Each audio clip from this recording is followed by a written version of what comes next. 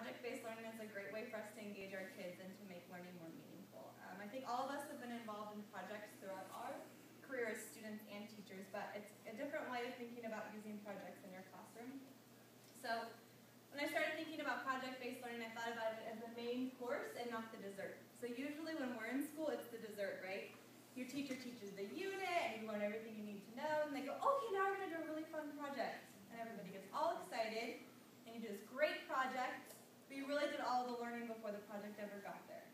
So project-based learning is taking that and saying, just kidding, we're going to get rid of that, that's really wasted time, and we're going to teach you all this content through the project. So that's like the meat and potatoes of your lesson. When I think about the best example of a bad use of project-based learning, I think about the California missions. How many of you went to 4th grade in California? I did. Oh, yeah. How many of you did a California missions project? Oh, yeah, okay. So we learn all about missions, and we go on a field trip, and we see a mission, and we come home, and they say, hey, you're going to build a mission. And we get all excited, and now they've gotten really smart. Michael's has capitalized on this, and you can go to Michael's and buy a missions kit. Yeah, you can buy a $20 missions kit, and you can be the poor, sad little kid in class that does a little sad mission, or you can buy a $150 missions kit, and you're going to rock at it. Here's one thing I learned. What happens when your parents spend $150 on a missions kit? They do it, you can't touch it. Very true. You're not going to let a 4th grader build a $150 mission. So now we've got a parent project at the end of the unit. Truth of the matter is, kids don't learn much. So I have a good friend, her name is Gina, and she had a brilliant idea of how to transform the California Missions Project. So when she went to teach California missions, she started it like this. I'll read it to you. Dear California, so she told her kids, you are the representatives from California. You are the experts in missions. And they're like, we don't know anything about missions. She's like, that's okay, check it out. The church is eager to establish another mission in the 22nd after we build the one now being planned for Sonoma. Please tell us exactly where you think the mission should be located and what it should look like. When you present your ideas, explain how the mission will help meet our urgent goals for this part of the world. With gratitude, Archbishop Fonte, Mexico City, 10 June 1818. At this point, our kids don't even know what a mission is, and this is what she's presented them with. And she said, this is your project. Go. And what do you think happens? The kids go, what are you talking about? I don't know anything about missions, right? So with project-based learning, you have to talk about the need to know. If you're not having your kids do a need to know, then you're not doing project-based learning. So you present the project, and then you ask the kids, what do we need to know to do this project? So some things that her kids shouted out is, what's an archbishop? Why do I care about Mexico City? Hey, it's not 1818. Right? These are 4th graders. Coming up with some pretty great things. She goes to the board and she writes out, oh, archbishop, yeah, you should probably know that. Right? She's writing it on the board. Mexico City, why do we care? Okay, we'll talk about that. What's going on in 1818? So she's writing these needs to know, and that's how she gets her project started. She says, you know what, you guys? I know this stuff. I could probably teach it to you. And so they've created the lesson. They think that they've asked the questions and they're guiding the instruction.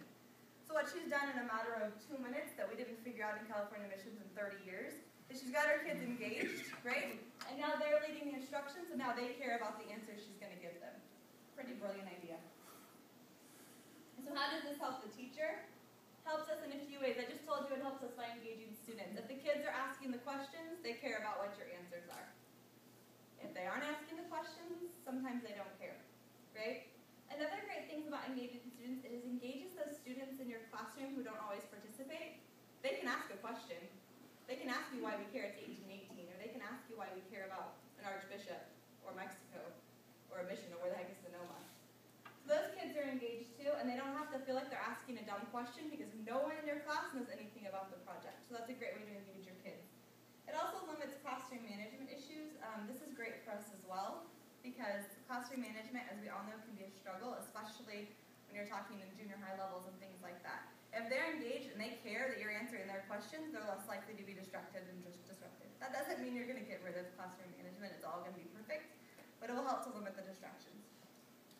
The third thing of what's important for our site, and one of the things that's so important about our site, is it fits perfectly in with IB.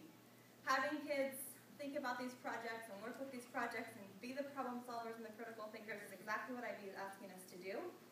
And project-based learning is just one strategy we can use to get there. So there's some benefits for us.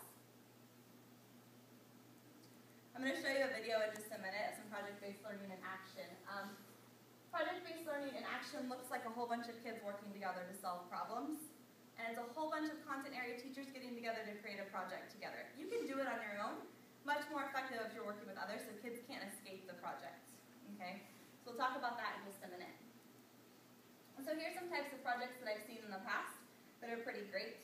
You can do the exploration of a philosophical question, investigation of a historical event or a phenomenon, a problem-solving situation, an examination of a controversial issue, or a challenge to design, plan, produce, or create something. In the high school class, I saw a teacher look at a controversial issue, and they talked about war, and if war was worth the result. And as you can imagine, in high school, you have a whole bunch of kids who are on one side saying, yeah, war, we fight, we get our way. And a whole bunch of kids on the other side saying, no, war's never the answer.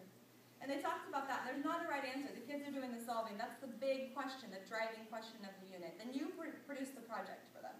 But you have to have a unit or something that's going to engage these kids. So that's kind of some exciting things. So just to wrap up really quickly, what's really important for us, or why we're really excited about this and why we care, is because it's going to engage our kids. It's going to limit our classroom disruptions and distractions. And it's going to help us fit into this ID model that we're so desperately trying to meet. So that's it. We're going to go a little bit further into detail now, but that ends this part of the presentation.